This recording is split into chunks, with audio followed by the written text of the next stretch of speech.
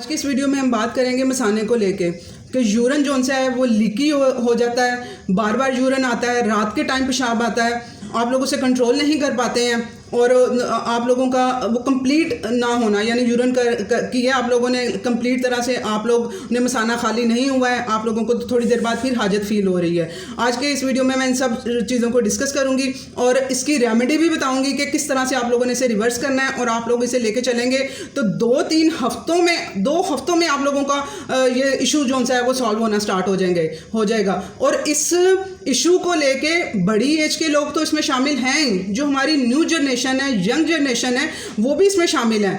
उसकी क्या रीज़न है मैं वो डिटेल आप लोगों को बताती हूँ और उन लोगों के भी ये सारे इशू सॉल्व होंगे। अब इसमें क्या है, हमारा जो ब्रेन का ग्रे हिस्सा होता है उसका डायरेक्ट रिलेशनशिप होता है हमारी जो सी यूरिनरी हमारा जो सिस्टम है उसके साथ, और वो हमारा जो ये नर्वस सिस्टम है वो डायरेक्टली उसका रिलेशनशिप है B1 थायामिन डेफिशिएंसी, बहुत सेंसिटिव है वो इसकी डेफिशिएंसी को लेके। B1 की डेफिशिएंसी अगर होगी तो आपका वो नर्वस सिस्टम जो नर्व्स हैं जो सिग्नलिंग है वो प्रॉपर नहीं हो पाएगी। वो अब आपको यूरिन की जो हाजत आई होगी, आपको यूरिन की रीज़न ही यही बनती है, मसाना फील हो जाता है, वो एकदम से आप लोगों को जब एंड पे हो जाता है तब आप लोगों को वो फील होता है कि हमें यूरिन आया हुआ है। अब वो सिग्नल पूरे नहीं पहुंच पाते हैं तो वो मसाना फील होता रहता है, आप लोगों को पता नहीं चलता है, उसका प्रेशर फील नहीं हो पाता है क्योंकि आप लोगों का जो नर्वस सिस्टम डिस्टर्ब हुआ होता है वो सिग्नल नहीं पहुंचा पाता है, उसकी वजह से ये रीज़न बन रही होती है। अब इसमें क्या करता है, B1 की जो डेफिशिएंसी है वो क्या करती है, जो हमारी जो नर्व्स होती हैं, जो हमारी नसें होती हैं, फ़र्ज़ करेंगे तार है, ठीक है, उसके इर्द गिर्द प्लास्टिक के अंदर वो स्टील टाइप की वो जो होती हैं तारें वो होती हैं और बाहर जो सा है वो प्लास्टिक की कोटिंग हुई होती है उसके इर्द गिर्द, और वो जो सा कोटिंग है प्लास्टिक की वो समझ लें कि वो माइलन शीट है। और वो माइलन शीट किससे बनी होती है, वो किससे सेंसिटिव होती है, वो B1 से सेंसिटिव होती है, थायामीन से सेंसिटिव होती है। जब वो डैमेज हो जाएगी वहाँ से वो माइलन शीट वो डैमेज हो जाएगी तो आप खुद सोचेंगे जब वो तार ख़राब हो जाती है तो वो सिग्नल नहीं पहुँच पाते हैं, वो सिग्नल में प्रॉब्लम आना शुरू हो जाता है। इसी तरह से फिर हमारे ब्रेन से हमारा यूरिनरी सिस्टम में वो आ जाता है, वहाँ पे प्रॉब्लम आ जाता है जब वो हमारी वो माइलन शीट जो सी है वो नर्वस सिस्टम की वो ख़राब हो जाती है, डैमेज हो जाती है। अब उसकी रीज़न्स क्या है वो मैं आप लोगों को बताती हूँ कि जो हमारा टाइप 2 डायबिटीज़ है, जो शुगर के पेशेंट हैं, क्यों उनको बार बार पेशाब आता है, वो जो से हैं 50 to 60% जो से हैं उनके साथ ये प्रॉब्लम स्टार्ट, जब वो उनको डायबिटीज़ डायग्नोज होती है उसके स्टार्ट ही में ये इशू उनके साथ वो स्टार्ट हो जाता है क्योंकि उनकी नर्व्स जो ऑटोनॉमिक जो सा न्यूरोपैथी जो सी स्टार्ट हो चुकी होती है। अब जिनकी बॉडी इंसुलिन रेजिस्टेंस है, जो न्यू जनरेशन की बात कर रही हूँ, वो भी डायबिटिक नहीं हुए हैं, उनको होने में 7 साल 5 साल का टाइम लग जाता है, लेकिन उनकी बॉडी इंसुलिन रेजिस्टेंस हो चुकी होती है, उनके साथ ये सारे इश्यूज थोड़ा थोड़ा करके उनकी बॉडी में ये सब कुछ चल रहा होता है।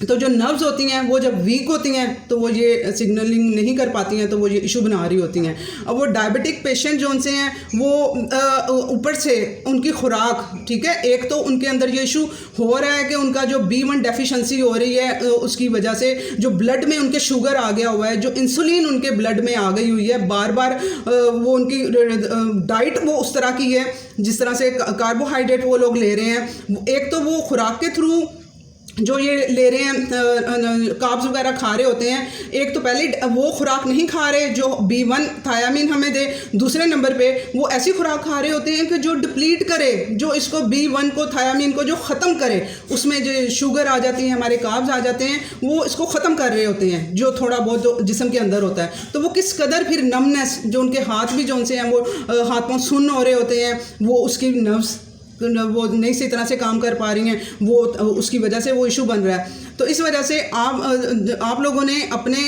इस पे काम करना है, अपने कार्बोहाइड्रेट आप लोगों ने कम करने हैं, ठीक है।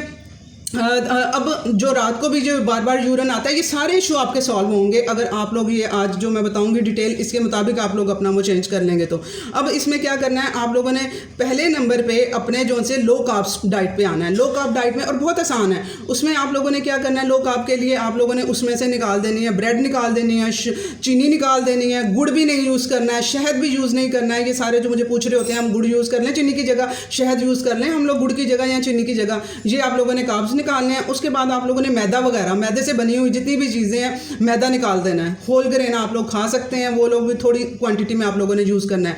लो कार्ब डाइट पे आप लोग जब आएंगे, ठीक है, उसमें वो जो लो कार्ब डाइट से क्या होगा, उसमें B1 को डिप्लीट करने वाले, उसको ख़त्म करने वाले वो चीज़ें नहीं होंगी। तो कम से कम जो अंदर जिस्म के अंदर B1 बचा है, जिस्म के अंदर है, वो तो अपना, उससे तो अपना काम करने देंगे।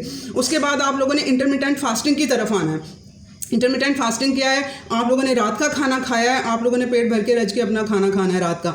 उसके बाद आप लोगों ने जो सुबह नाश्ते तक आप लोगों ने इस दौरान में कुछ भी नहीं खाना, एक बादाम तक भी नहीं। एक अच्छी चीज़, बादाम अच्छी चीज़ है ना, आप लोगों ने वो एक बादाम तक नहीं खाना। हमारे पाकिस्तान में क्या ट्रेंड है जी, रात को वो जिस तरह आप सर्दियाँ हैं तो वो नट्स वगैरह, मूँगफली वगैरह इस तरह से खा रहे होते हैं। आप लोगों ने खाने के साथ ही खाना है। जो कुछ भी आप लोगों ने लेना है, कोई ड्राई फ्रूट्स लेने हैं, कोई फ्रूट लेना है, वो खाने के साथ ही आप लोगों ने अपना खा लेना है। और इसके दरमियान आप लोगों ने 12 घंटे से वक्फा स्टार्ट करना है, ठीक है। इसे 15 मैक्सिमम, 15 16 घंटे तक, 16 मैक्सिमम होते हैं। लेकिन आप लोगों को मैं परेशान नहीं करूंगी। आप लोगों ने तरीके के साथ आप लोग अपनी बॉडी को ऐसा ऐसा यूटिलाइज करेंगे, खुद ही आप देखेंगे स्टेमिना बढ़ता जाएगा। 12 घंटे से आप लोग स्टार्ट करेंगे और रात और सुबह के दरमियान सिवाय पानी के, और जो मॉर्निंग ड्रिंक मैंने बताया हुआ है, लेमन वाटर वाला मेरा वीडियो देख लें, उससे आपको आइडिया हो जाएगा कि मॉर्निंग ड्रिंक क्या है।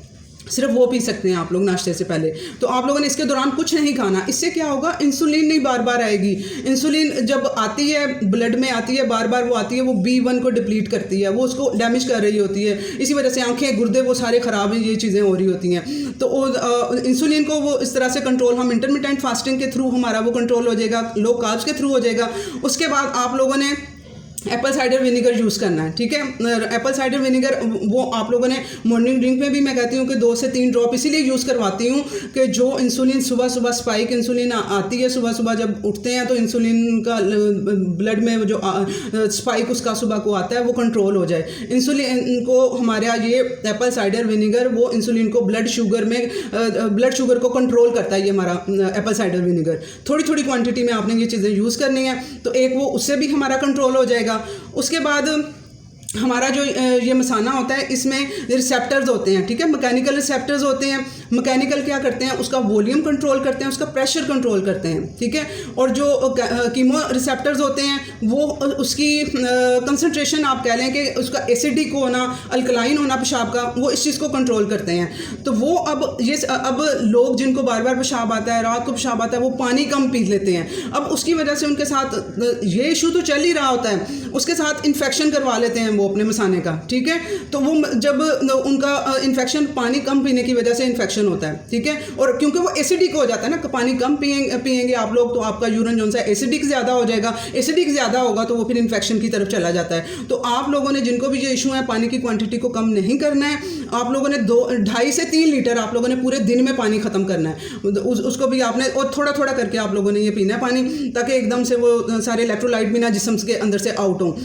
आप लोगों ने थोड़ी थोड़ी पूरे दिन में थोड़ी थोड़ी सिप बाय सिप कह लें कि आप लोगों ने पानी यूज़ करना है। तो आप लोगों ने एक तो पानी की क्वांटिटी को कम नहीं करना, ये आपके उसको ट्रैक को करेगा। और ये रिसेप्टर्स ठीक किसने करने हैं, ये इंसुलिन कंट्रोल होगी। ये इंसुलिन इन रिसेप्टर्स को ख़राब कर रही है, ये हमारे सिग्नलिंग वो नहीं मसाने को देते हैं, जाके उन रिसेप्टर्स को वो नहीं आपस में वो टच कर पाते हैं। जो सिग्नल उधर से आया, इसने टच किया, कैच किया, वहाँ पे आपको प्रेशर फील होगा कि हमें यूरिन आया हुआ है। जब वो आपस में वो नहीं, सिग्नल ही उनके ख़त्म हो गए हैं, वो आके टच भी करते हैं तो नहीं फील हो पाता है। तो इस वजह से आप लोग जब ये करेंगे, ये 2-3 चीज़ें मैंने आप लोगों को बताई हैं, इसे आप लोग यूटिलाइज़ करेंगे। कॉफ़ी का इस्तेमाल मत करें, ठीक है। कॉफ़ी में जो सी है डिप्लीट करती है बहुत तेज़ी के साथ B1 को, ठीक है। थायामीन को कह लें कि उसकी दुश्मन है ये कॉफ़ी। तो क्योंकि इसमें ज़्यादा कंसंट्रेशन है उसकी ज़्यादा होती है कॉफ़ी की, तो आप लोग उसकी जगह 1 कप कॉफ़ी, आप इस तरह कह लें कि 2 कप चाय 1 कप कॉफ़ी के इक्वल है। तो चाय का 1 कप आप लोग पी लें, ग्रीन टी पी लें, कॉफ़ी मत पी लें। कॉफ़ी को अपने वो बस एक हम लोगों ने फैशन बना लिया हुआ है कॉफ़ी का, तो वो हमारे B1 को अंदर से ख़त्म कर रही होती है, ठीक है। एक आप लोगों ने कम करनी है। उसके अलावा आप लोगों ने अपनी ग्रीन टी या चाय पीनी होती है तो 6 बजे के करीब आप लोग पी लें, क्योंकि जब ये हम पीते हैं ग्रीन टी या चाय तो ये हमारे क्या मसाने के मसल्स को कॉन्ट्रैक्ट करवाती है, ठीक है। उसमें फिर हमें यूरिन, तब वो यूरिन भी उसकी वजह से आता है, वो भी उससे कर लेंगे। ये तो एक अलग बात है ना कि कैफीन की वजह से। जो असल वजह है, इस वीडियो में मैं असल वजह को डिस्कस कर रही हूँ कि हम लोगों की जो थायामीन की कमी हो रही है वो हम लोगों ने ख़त्म इन चीज़ों से करनी है। उसके बाद आप लोगों ने मसाने की आप लोगों ने मालिश भी करनी है। कोकोनट ऑयल ले लें या सरसों का तेल ले लें, किसी से कराने की ज़रूरत नहीं, खुद भी आप लोग वो कर सकते हैं, ठीक है। जो इधर पोर्शन होगा आप लोगों से वो मसाज करेंगे, उससे क्या होगा, उसके जो मसल्स होंगे वो टोन होंगे, वो एक्टिवेट होंगे उसके मसल्स, ठीक है। और वो फिर जो अंदर रह जाता है यूरिन वो भी वो अच्छी तरह से वो खारिज होगा।